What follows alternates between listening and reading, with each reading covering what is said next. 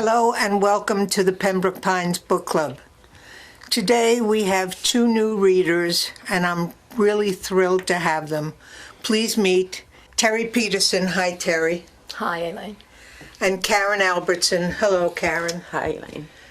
And we're going to review a book that just came out called Frustrated Witness, written by Willis Morgan.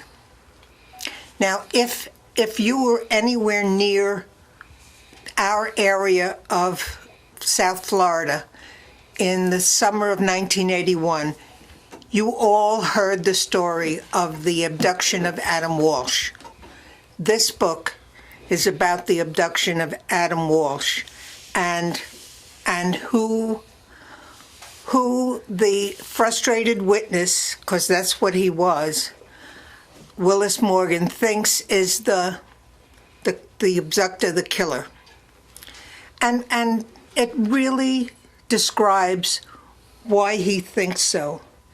So Terry, you tell who Willis thought was the abductor, and what evidence he brought to this. Okay, I would like to preface it with saying that I did live in Hollywood at this time, and my youngest child was only 4 years older than Adam and played at the same ballpark.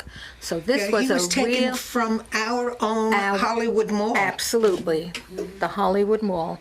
And Willis was actually in the Hollywood Mall the day that the child was abducted.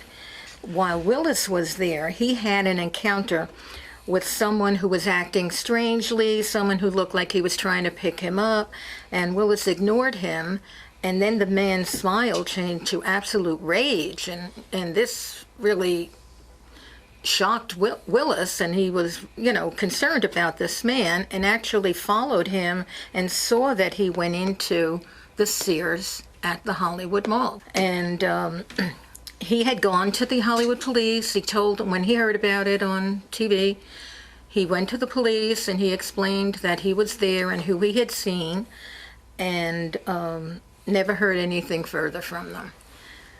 10 years later, the Jeffrey Dahmer story hit the news. And Willis saw a picture of Dahmer and realized this was the guy that he had seen 10 years earlier. Again, he went to the police and said, look, Dahmer was here at the exact same time that Adam was abducted. And there was another witness at the mall who also saw a man holding a little boy and pulling him into a blue van.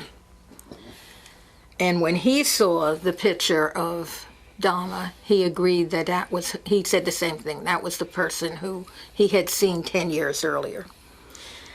Now, when Jeffrey Dahmer got out of the Army, he came to Florida. And that was in March of 1981. Adam was abducted July of 1981.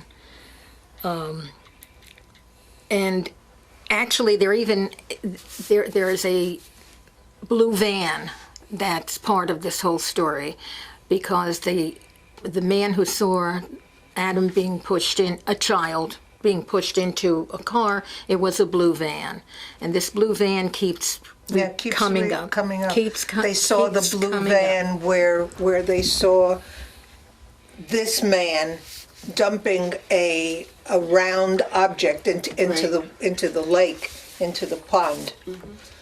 And that was, again, a sighting of the blue van. Always a blue van. In 1991, they did try to see if maybe Dahmer did kill Adam, and Adam denied, and Dahmer denied killing Adam. And Dahmer denied killing him, and he also said that he had never been to Hollywood.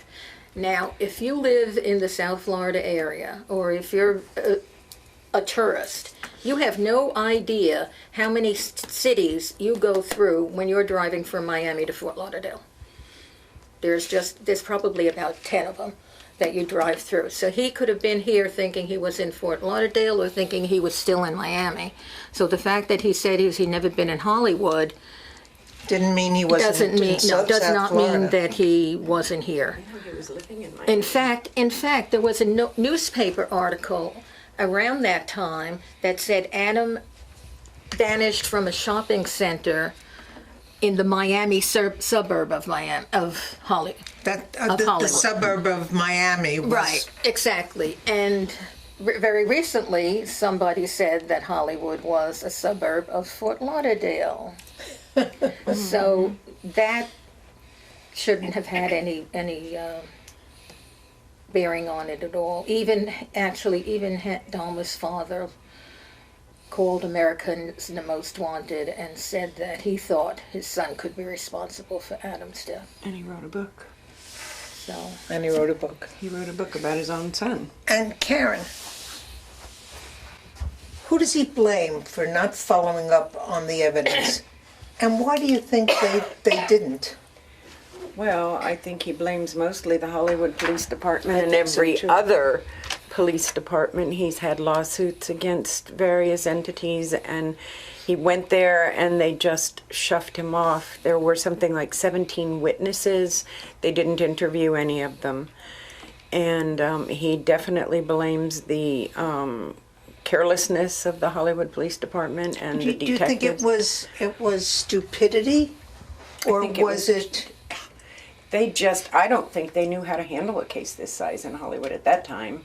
And they got frustrated and just didn't really know what to do. Well, they accused the wrong people. Well, First, someone who lived in the house. Right. They started out with the nanny. And then Otis Toole, who... He wasn't even in Hollywood at the time. No, he wasn't. And that is a fact that he's proven, that the one that they think is the real killer, Otis Toole, who was a horrible serial killer, wasn't even in Hollywood at the time. And Dahmer was living in Miami. His company that he was working for, a sub shop, owned a blue van. So there's a connection right there. And the employees were able to use the blue van. So that's coming back to the blue van that people saw at the shopping center, at the Sears Mall. So this case has really never been finished, never been closed, because, I mean, it was closed. It was closed, but not wrongly. properly. In my opinion, I do not think Otis Toole had anything to do with it. I think he's definitely right in saying that Jeffrey Dahmer did. When your own father writes a book about a child who is so, I don't want to say demented, but mentally challenged, and Dahmer's father. Yes, he wrote a book. I've got the name of it, but it's called A Father's Story, where he said his son did the killing. Now, how can you I mean, the police just went here and went there and ignored witnesses and just fluffed them off. There were, I think, 11 or 12 witnesses that went to the Hollywood Police Department and left statements. They were never even called back.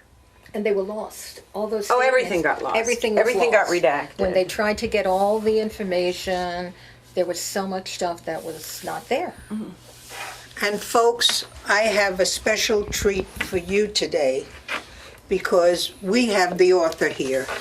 Willis Morgan is here with us, and we're going to bring him in and talk to him about his book. Please join me in saying hello to Willis Morgan, the author of Frustrated Witness. You were the frustrated witness, but you're still frustrated. I am. It's, what, 40-something years? 34. Last July 27th. Was 34 years, and you're not letting this go. I will never let it go. You won't ever let it go. What do you think is the reason that it was never really solved in the proper way? Well, one thing is, obviously, like you mentioned earlier, this case was way beyond the Hollywood Police Department's, capabilities. And so they messed it up really bad, and then finally... they covered up. They covered it up. Now, like you were saying earlier, that evidence was lost or misplaced, but I believe that in 1991, when Jeffrey Dahmer was captured, that's when the evidence grew legs and walked off. In other words, even the Hollywood Police Department say that the evidence was, the Otis Toole evidence, that is, disappeared. They admit it. But I believe disappeared is just another word for expunged. Of course. Because Jack Hoffman, the lead detective, when I went to him in 1991, I worked for a newspaper, the Miami Herald. And when I saw Jeffrey Dahmer's mugshot right there in the paper, I immediately went back to the Hollywood Police Department. But I called the library up, since I work for a newspaper, and I asked them, do you remember the mug shot back in 1981, which was exactly 10 years to the week earlier? Can you send me a copy? And they did.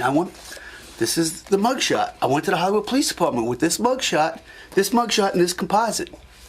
But I didn't realize when I went there, and I told them, look, this is the guy I saw.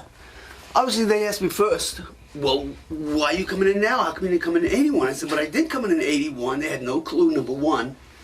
But their jaws dropped when I showed them this, and they told me this looks nothing alike. Nothing. But I didn't realize I had the wrong composite.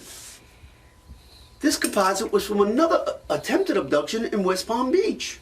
So that's not Jeffrey Oh, that Dahmer. was the other mall. No. 2 weeks before Adam. When Adam was abducted, the police chief, John Atwater, called the Hollywood Police Department and said, hey, you guys got to get up here. We think this is related. Everything matches. Okay? But at that time, they did have John's house guest, or as you say, nanny, as their prime suspect. And they may have had good reasons for him being the prime suspect, but they had blinders on and they would dismiss everything. And this wasn't the only other attempted abduction. There were 5. There was one in South Beach, Plantation, right down the All in street this from here. neighborhood. They were dismissing everything because they were so convinced James Campbell, the house guest, was their suspect. And when I went to them in 1991 and they realized how bad, how miserably they really messed up, I believe that's when the cover-up started. And that's when that evidence that we were talking about disappeared. The Well, first right time there. I heard that you thought Jeffrey Dahmer was the abductor and killer, I said, nah, how could that be? Well, But then as I read the book, I realized, boy, you're right.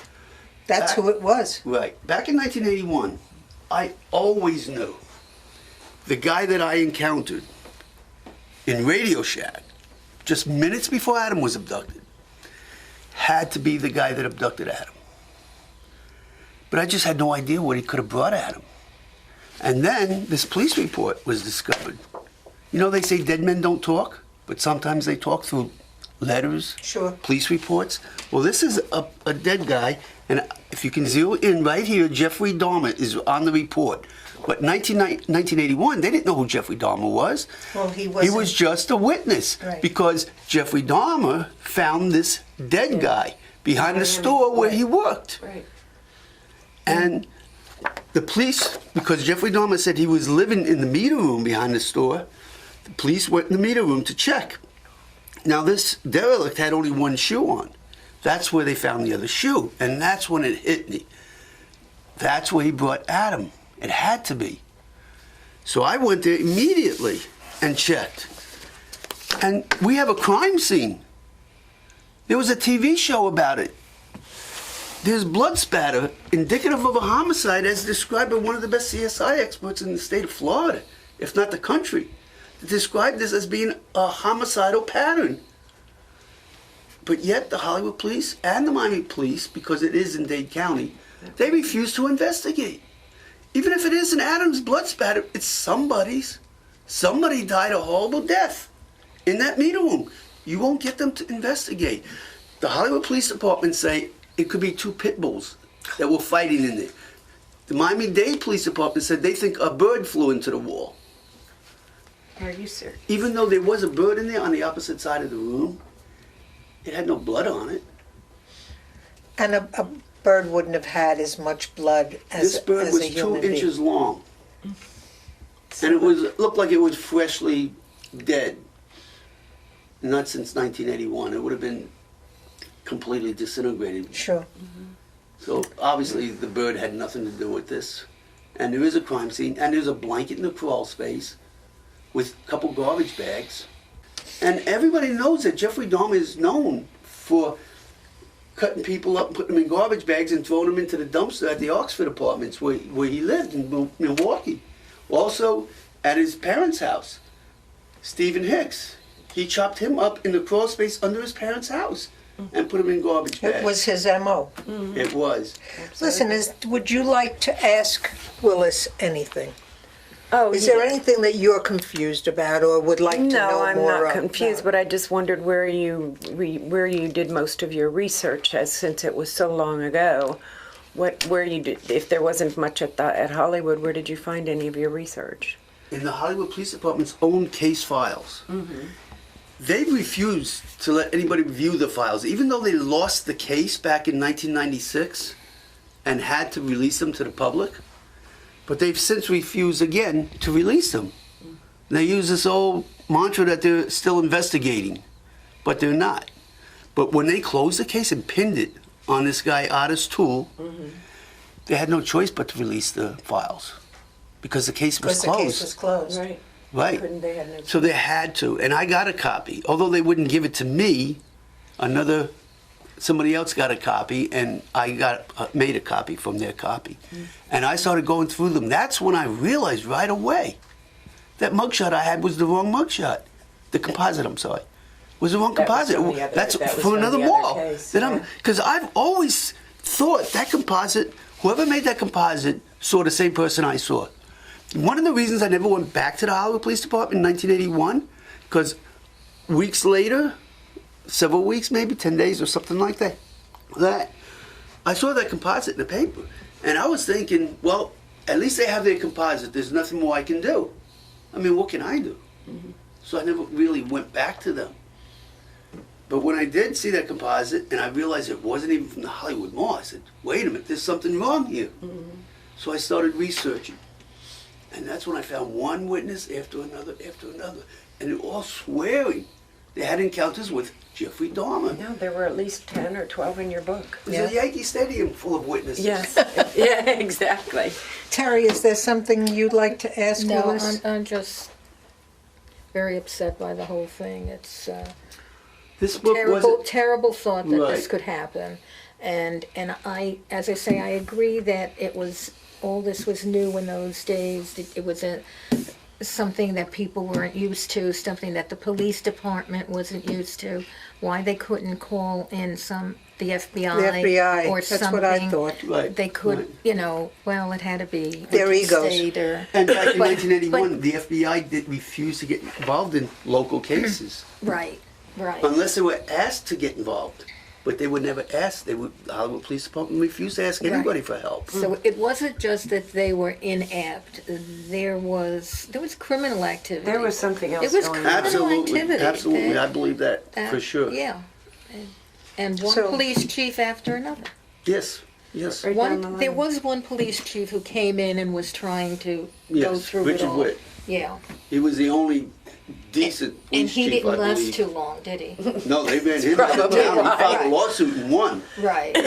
against the Hollywood Police Department, a big lawsuit. Good for him.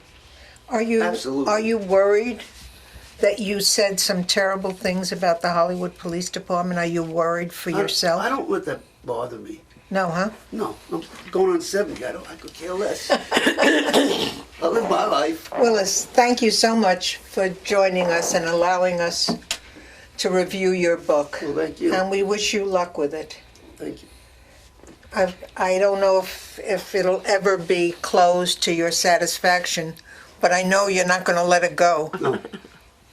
Thank you. Welcome. For OCTV, I'm Elaine Kugelman, and I'd like to thank both Karen and Terry for joining us today and for helping us with this discussion of Frustrated Witness by Willis Morgan.